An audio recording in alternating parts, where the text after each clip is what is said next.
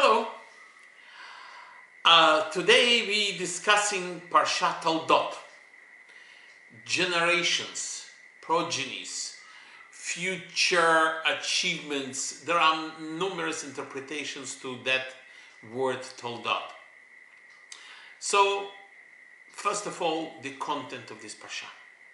The year is 2108, and Isaac and Rivka endured 20 years of childlessness and ongoing prayers, and finally after 20 years their prayers got answered and Rebecca conceives. She experiences a difficult pregnancy as the children struggle even already inside her womb. Eventually, she approaches Shem, the son of Noah, who was running an yeshiva, Shem and Eber's yeshiva, and he was a prophet, and God tells through Shem, tells her that there are two nations in her womb, and that the younger will prevail over the older. Esau emerges first. He's red, his face is red, and he is very hairy. And Jacob is born clutching Esau's heel. Esau grows up to be a cunning hunter, a man of the field, who entraps not only animals, he entraps people as well. He seduces women, sometimes he rapes them, and he entraps people as well. He is very good at misleading people. Jacob is a wholesome man, a dweller in the tents of learning, and however, Isaac favors Esau. Isaac favors Esau. And Rivka loves Jacob. And I don't have the time to go for the reasons for this, but we will come back to that in a few minutes. Returning exhausted and hungry from the hunt of the one day, which was actually the day when Abraham passed away, Esau sells his birthright, which is his rights as the firstborn, to Jacob for a pot of red lentil stew, which Jacob is cooking actually for his father, because it's a Jewish tradition when somebody passes away to cook something which is round, and it has got many explanations why, for instance, lentil stew is a good meal for the mourners after the person passed away. One of them is that it reminds you the cycle of life, that it's no end. You know, people are born, people die, people are born, people die, etc. All of this. And the second interpretation is that lentils, or eggs actually cooked as well on this day, has got no mouth. And as mourners don't like to talk really, it's hard for them to express their emotions. This food has got no mouth. Then we jump in a few years. Due to famine in Canaan, Yitzhak wanted to go to Egypt. But God stops him and tells him to stop in Gerar, in the land of Philistines. Isaac presents Rivka as his sister, out of fear that he will be killed by someone who would want Rivka for her beauty. He farms the land and reopens the wells which were dug by his father Abraham, and digs a series of his own wells as well. over the first two wells which he digs, there is a bit of an argument with the Philistines because they want it for themselves. So he moves on and he eventually digs the third well, and finally he finds peace and tranquility and can enjoy his life. Jumping a little bit back, his story that Rivka is his sister is actually discovered. And the Abimelech, the king of the Philistines, basically asks him, why did you do that? And he provides the explanation that he was afraid for his life. And they eventually, it's sort of a gentle truce between them, agreed, and Isaac is allowed to reside in the land of Philistines. Esau marries two Hittite women, and Isaac grows old and blind, and he expresses his desire to bless Esau before he dies, because Esau is the firstborn. Isaac goes blind, and there are a number of reasons I found in the Midrash why Isaac was getting blind. And one of the explanations is that when Isaac was bound on the altar and his father wished to slaughter him basically as a sacrifice to Hashem, at that moment the heavens opened and the angels wept and their tears fell into his eyes, which eventually those tears caused his eyes to dim. Another explanation that his eyes got dim is that his vision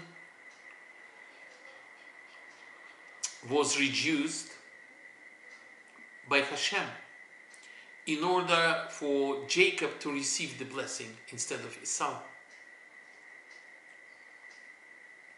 Let's look at the whole story here and try to understand it. Isaac tells Esau to prepare his favorite food for him prior to receiving the blessing, because he wanted to eat and then give a blessing to Esau.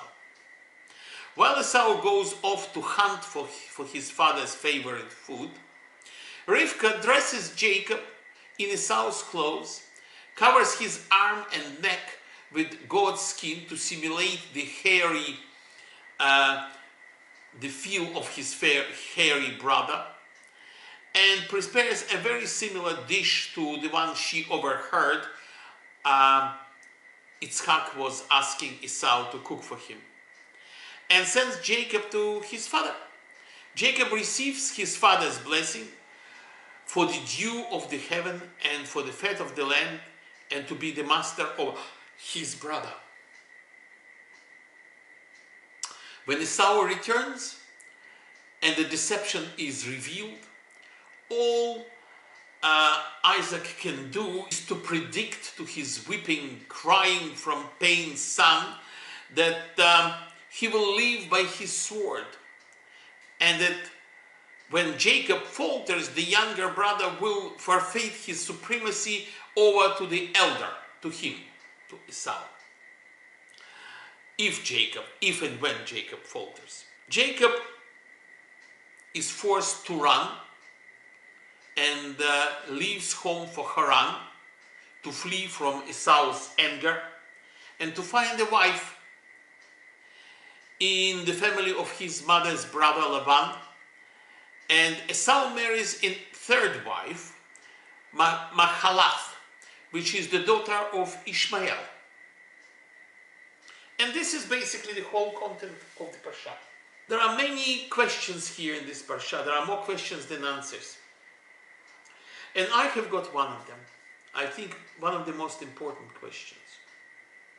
How comes Yitzhak, who was a prophet, who was the best of the best, he was the leader of his generation, and he was the son of Abraham.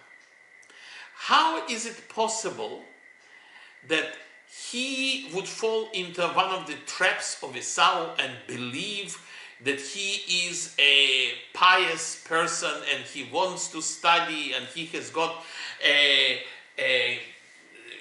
neshama which is kedusha, a neshama which is the loving studying of Torah, and is interested in Judaism and in Torah and in Hashem and in all the kedusha. Where in reality we know Esau was a sinful person. He was a murderer, a rapist, a killer. How is it possible that somebody like Isaac believed him and couldn't get entrapped by him? I don't believe so. It's a simplistic, I think it's a simplistic explanation. Why there was all this need for deception and lying? Why either Rivka or Jacob or Yaakov himself couldn't tell Yitzhak that Esau actually sold his birthright and Yaakov is rightfully entitled to receive the blessing, because Esau didn't care about it. He really didn't. As a matter of fact, together with lentils, Yaakov gave him some bread prior to the lentils, so that to make sure that he is not that hungry when he gets the lentils. Why? Because that he couldn't claim that because of his hunger he was forced to give up his first the birthright. So Yaakov actually gave him more than he asked for in order to get the birthright absolutely, truthfully and rightfully. So these are the questions. Let's try to answer them. So Yaakov or Jacob is described as the pure man dwelling in the tents. And Esau is a man who knew how to hunt, a man of the field. And this is understood as a meaning that Jacob represents the goodness, simplicity and purity, and dwelling in the tents of Torah study, while Esau represents evil inclination, the negative side, the black side, the dark forces. He is the hunter, a man of a battle and a conquest. He, as a matter of fact, the same day when he came over being very, very hungry, the day when Abraham passed away, he actually committed his first murder as well. Midrash is saying that it looks like he killed the Nimrod, the king of Babylon. And as well on the same day, he raped a bride who was betrothed to another man. So you're looking here at two absolutely different, totally polar personalities. Jacob on one side, Kedusha and purity and simplicity, and Yaakov is the evil of the most evil which you can find. Zahar explains that when the Torah says that the boys grew up, it means that this is in the spiritual terms. Their spiritual inheritance from their grandfather Abraham began to be seen in them. And in fact, Abraham himself, who was still alive prior to this day, was active in educating them. So what I'm trying to say that, first of all, we all must agree that no baby is born evil. There is no such thing. The purity of the newborn baby is unbelievable, and you all will agree with me, I'm sure of that.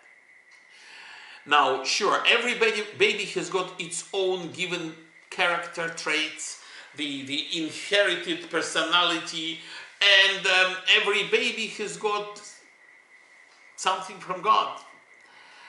Now, the difference, the Esau personality was such that he was a man of physicality, a man of physical world. And Jacob or Yaakov was a man of the spiritual world. So the two of them were totally interested in different aspects of life. And one would say, what's there in that case to fight of?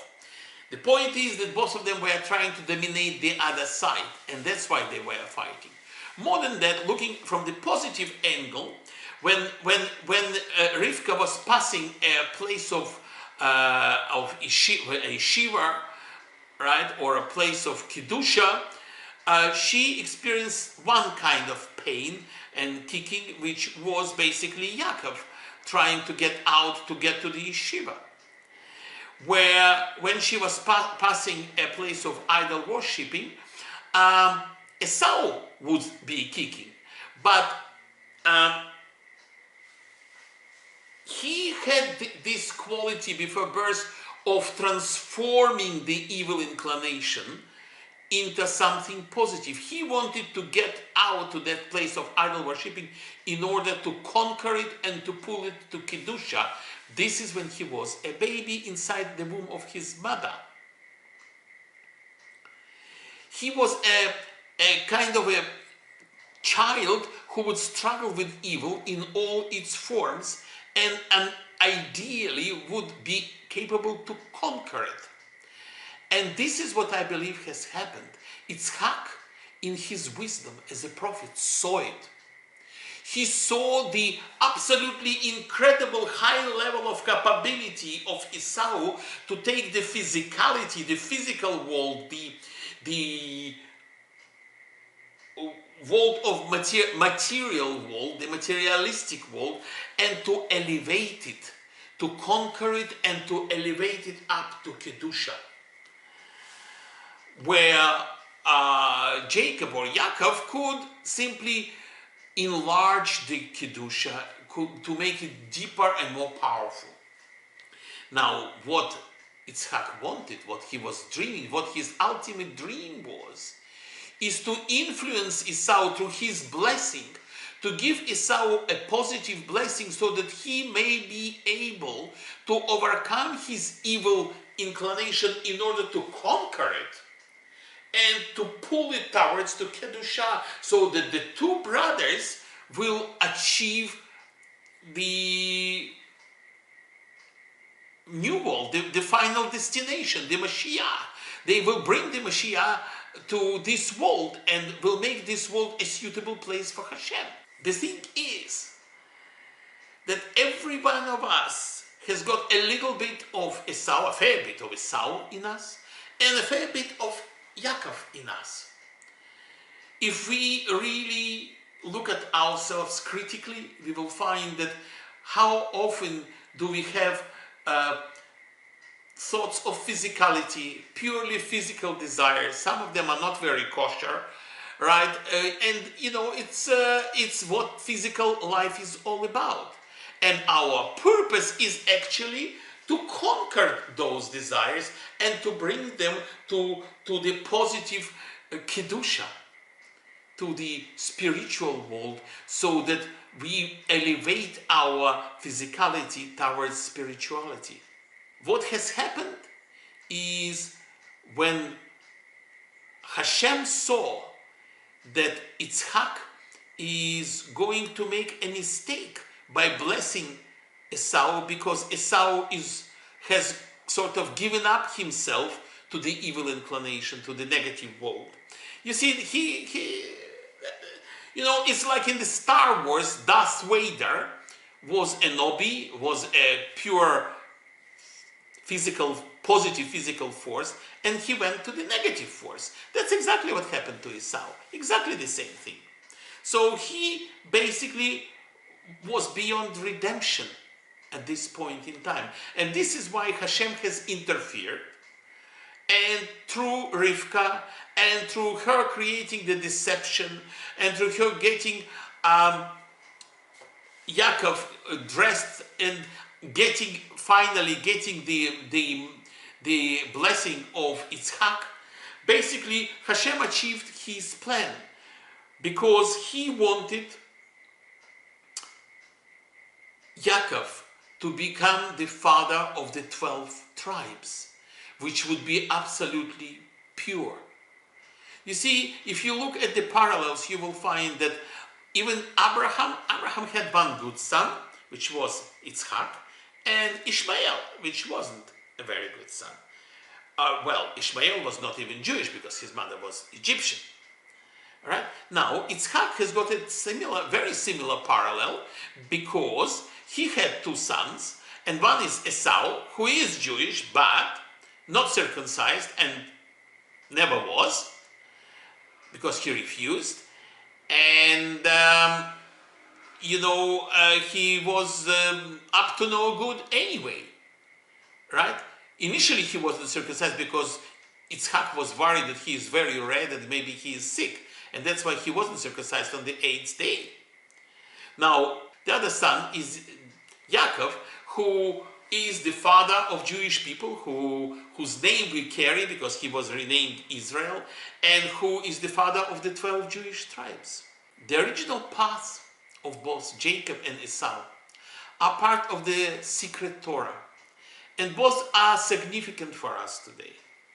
In our personal service to Hashem and in our involvement with society, with the physical world, we each have to be a person who dwells in the tents of Torah, to study Torah the best way we can, have some more, some less, and climbing higher and higher spiritually.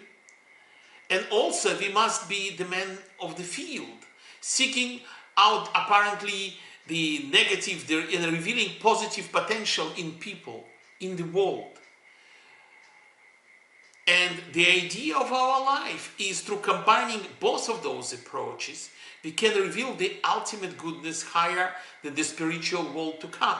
The spiritual world which we want to achieve is our world here, down here, changed to absolute good, to the world where there is no evil, there is no disease, there is no pain, there is no war. And that's the ultimate aim. And this is what Hashem's plan is. And every time Hashem can see that plan somehow deviates from the right path, he acts. Thank you very much. I will see you in the next Parsha.